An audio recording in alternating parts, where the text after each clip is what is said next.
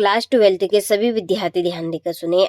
इस वीडियो के अंतर्गत हम हिंदी का क्वेश्चन पेपर सोल्व करेंगे फुल सॉल्यूशन के साथ में, जो आपका Hindi version plus English version दोनों क्लास के लिए सेम फुल सॉल्यूशन के साथ में रहेगा। तो जिस पेपर का आप बेसब्री से इंतजार कर रहे थे उसका हम क्वेश्चन पेपर इस वीडियो में सोल्व करेंगे। तो चलिए बिना डाउट के वीडियो को हम शुरू करते हैं। ठीक है, प्रॉपर वही क्वेश्चन रहेंगे जो एग्जाम में पूछे जाएंगे। तो किसकी आवाज मृतक गांव संजीवनी शक्ति भरती रहती थी? तो इसका आंसर है पहलवान की ढोलक की आवाज। दूसरा है एक घर की खुदाई में प्राप्त डाडी वाली मूर्ति का नाम रखा गया। तो क्या रखा गया है? याजक नरेश। ठीक है, गाय दूध देता है का शुद्ध वाक्य है। आपने सुना कभी ऐसा गाय दूध देता है? कैसे बोलते हैं हम? गाय दूध देती है, यह इसका शुद्ध बनेगा गाय दूध देती है। ठीक है, चलिए दूरबीन सवैया में वर्णों की संख्या होती है। तो दूरबीन सवैया में वर्णों की संख्या होगी 24। कितने वर्ण? 24। रीतिकाल की कवि है। रीतिकाल के कवि कौन है? भूषण जी। कौन है? भूषण। छठा है बादल राग कविता के कुल खंड है। तो बादल राग कविता के कुल खंड है 6। कितने हैं? 6। ठीक है, चलिए आगे देखिए। रिक्त स्थानों की पूर्ति कीजिए। भक्त जी बाकी चूरन खालिस्तान को बांट देते हैं बिना दाम में। ठीक है, बिना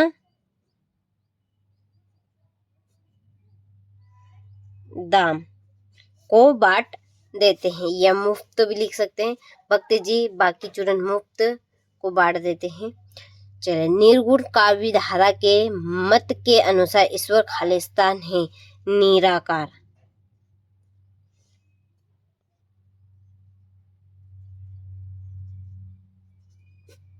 निराकार।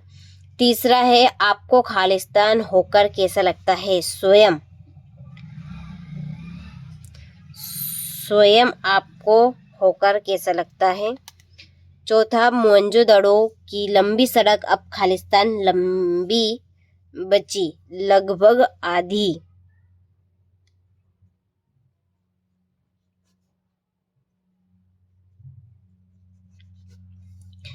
ऊंट के मुंह में जीरा मुहावरे का अर्थ खालिस्तान है बहुत कम मात्रा में वस्तु की आवश्यकता होना।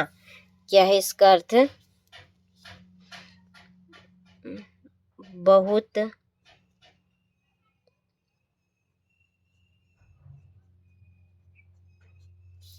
कम मात्रा में वस्तु की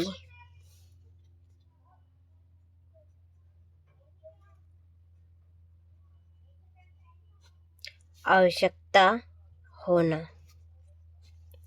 ठीक है, छंद के खालिस्तान प्रकार होते हैं। तो छंद के 2 प्रकार होते हैं। कितने? 2। एक तो मात्रिक छंद और एक वर्णिक छंद। चलिए स्क्रीनशॉट आप ले लीजिए अच्छे से। चलिए तीसरे प्रश्न में सही जोड़ी बनाइए। पहली भक्तिन का जन्म ऐतिहासिक झूसी। ठीक है, दूसरा है श्रृंगार काल। श्रृंगार काल है रीतिकाल।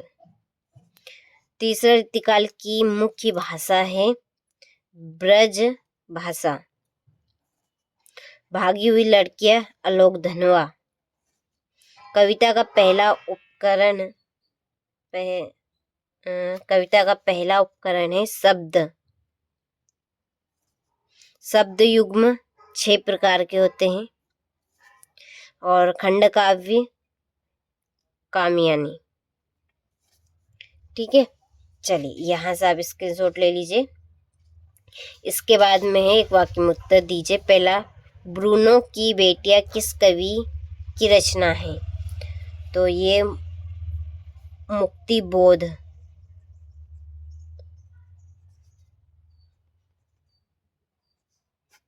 दूसरा है उषा का जादू कब टूटता है? सूर्योदय होने पर।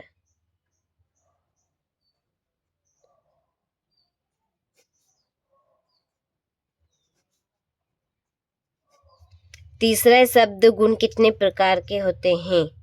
तो शब्द गुण 3 प्रकार के होते हैं। कौन कौन से? ओज, प्रसाद और एक माधुर्य।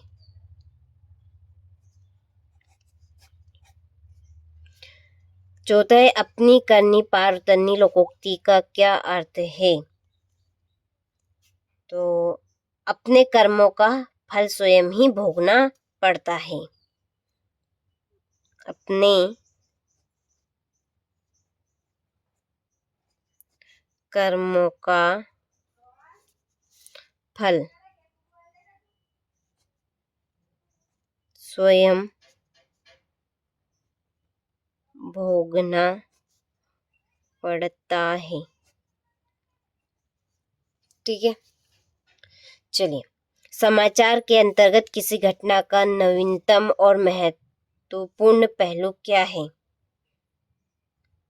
मुख्य बिंदु।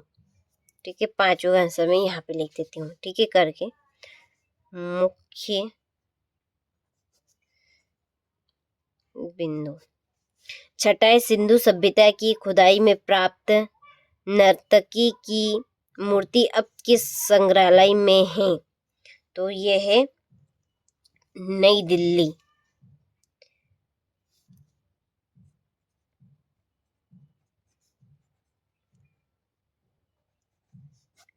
ठीक है, और 7वां है श्रम विभाजन किस समाज की आवश्यकता है? तो आधुनिक समाज की।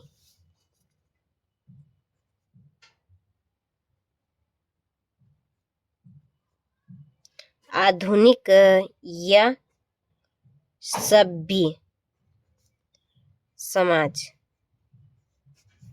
ठीक है, चलिए। तो ये आपके एक वाक्य में उत्तर हुए।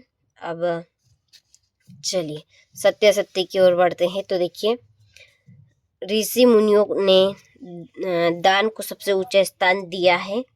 तो ये है सत्य। दूसरा है वसंत पाटिल नाम का एक लड़का शरीर से मोटा ताजा किंतु बड़ा होशियार था। तो ये भी सत्य है आपका। तीसरा है अपनी अपनी डपली अपना अपना राग, यह एक लोकोक्ति है। तो असत्य है, एक ये मुहावरा है। ठीक है, याद रखिएगा। वर्ण मात्रा यति चरण तुक एवं गण छंद के अंग होते हैं। तो सत्य है ये। और भूषण रीतिकाल के कवि थे, सत्य। और अस्थिर सुख पर सदैव दुख की छाया रहती है। तो ये भी आपका सत्य है। ठीक है, चलिए आप स्क्रीनशॉट ले लीजिए। अच्छे से कंप्लीट करना है। परीक्षा में जाने से पहले सारे क्वेश्चन को कंप्लीट करके जाना है। भक्तिन कविता लेखिका के पास क्यों आई? ग्रीष्म ऋतु में कौन कौन से पेड़ों पर फूल खिलते हैं? दिवाली पर लेखक को क्या करना पड़ता था? रिपोर्टाज लेखन में क्या आवश्यक है? ठीक है, चलिए। मुक्त काव्य एवं खंड काव्य का आशय समझाइए। काव्य में गुण कितने प्रकार के होते हैं? परिभाषित कीजिए। लोकोक्तियाँ किसे कहते हैं? राष्ट्रभाषा से आप क्या समझते हैं? रचना के संदर्भ में अंधड़ और बीज क्या है? शीतल वाणी में आग के होने पर क्या अभिप्राय है? ठीक है, यहाँ से आप स्क्रीनशॉट ले अच्छे से और कंप्लीट करें। जितनी जल्दी हो सके उतनी जल्दी आपको सारे क्वेश्चनों को कंप्लीट कर लेना है। ठीक है, ये आपका अथवा 17वां प्रश्न। फिराफ गोकरपुरी अथवा गोस्वामी तुलसीदास का काव्यगत परिचय निम्नलिखित बिंदुओं के आधार पर। 2 रचनाएं, भाव पक्ष, कला पक्ष और साहित्य में स्थान। ठीक है, कोमल कविता कोमल हृदय की चीज है। भाव पल्लवन देना है। ये आपका 20वां प्रश्न। ठीक, चलिए 22वां प्रश्न है जबलपुर नगर निगम के नियमायुक्त को नियमित जल आपूर्ति करवाने हेतु आवेदन पत्र लिखिए। और 23वां लास्ट इसमें एक निबंध कंप्लीट करना है। ठीक, चलिए। तो आपने सारे प्रश्नों को अच्छे से स्क्रीनशॉट ले लिया होगा। अच्छे से कंप्लीट करके जाना है परीक्षा हॉल में जाने से पहले।